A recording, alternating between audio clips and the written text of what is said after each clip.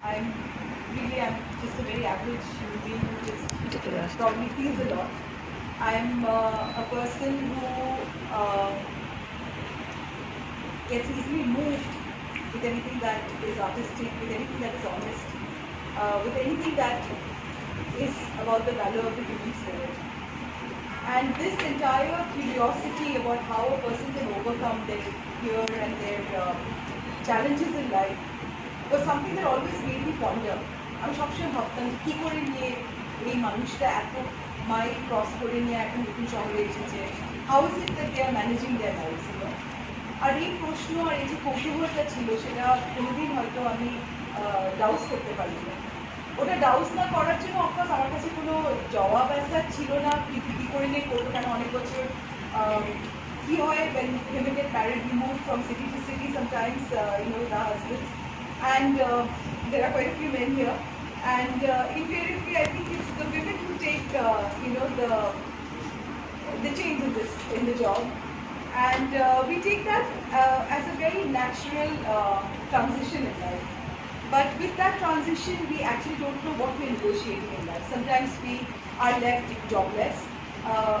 We become economically very, very dependent on our spouses. God forbid if the relationship goes haywire, and then you don't know what to do. So, I, of course, work also in Kolkata. I work with the late Ramdev, who is a joy in the, in the entire creative world. And I had started his public relations division called Response when I had joined Ram. And Kolkata was a beautiful state, but was very stuck up, and I said, Nana, I'm social media parona.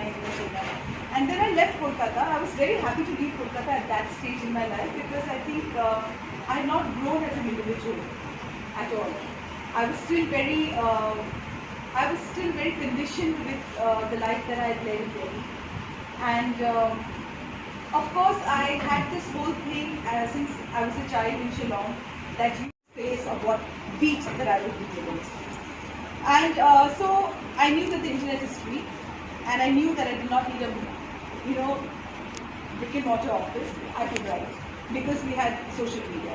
So someone told me that you have a blog, why don't you start writing blogging? So in 2018, I walked for the first time alone into a cafe. I'd never even gone into a cafe alone.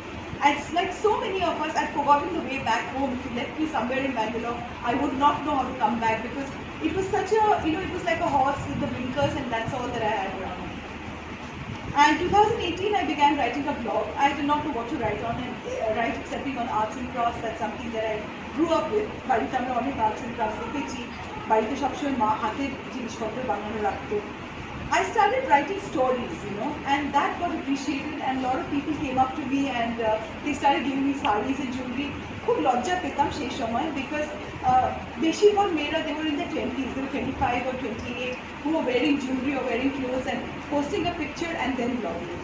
And I was 47 or 48 at that time. Well, it's not this that people did not say things to me. They said, oh my God, you think you're very young, that you're doing all of this, but I enjoyed every time I wrote, and that was my Zen moment actually. So from there, actually I'm an Instagrammer. I began by writing Instagrams, and that's how even the book will have, because I used to do a research of the data. So each of my stories, of these 15 short stories, has a data, on the number of acid victims, on the kind of biases that mothers sometimes have for their daughters, sexual biases that girls learn in their own homes. So I started researching and writing. From there, of course, the book happened, and I also currently run a podcast that's available on all the major channels across, probably on 12 platforms here there.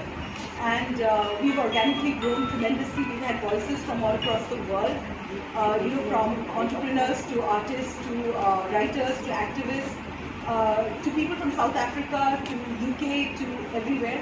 I also currently write a column every Saturday in the Daily Guardian.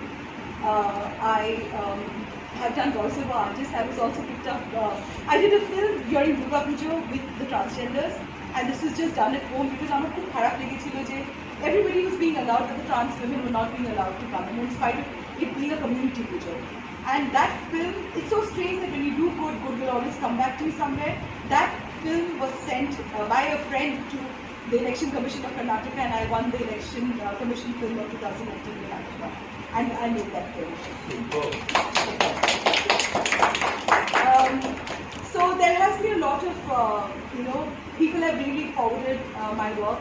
People have really given me the wings. Like I always say, as a podcaster and as a writer, we are nothing without our readers and our listeners. I mean, আমি একটাকে লিখতে পারি, লোকেরা যদি না পড়ে, লোকেরা যদি না শুনে, it's of no use. Of course, প্রথম বইটা আমি ICU-তে লিখেছি কেন আমার মা আর বাবা খুব শরীর খারাপ ছিল। আর বইটা is about the real people that I've met. People whose stories, আমরা ফেমিনিজমের কথা বলি, we talk about all the achievements in the corporate places. যারা পড়াশোনা করেছে, যারা কলেজ করেছে, and then they've gone ahead and done wonderful work. But we don't talk about the little girl from Darjeeling who's left a son behind and her children, probably the parents don't want to look after and they have to travel miles to reach a place like Bangalore. And she's, I met her at the parlor, and she's a massage woman, but she was a teacher in her village in Darjeeling somewhere in one of those places. And she said that every time men were accosting her, but still she tried to maintain her dignity. So these are also women who've traveled, who've gone into a place where the language is different. They've learned the language. These are stories of bravery.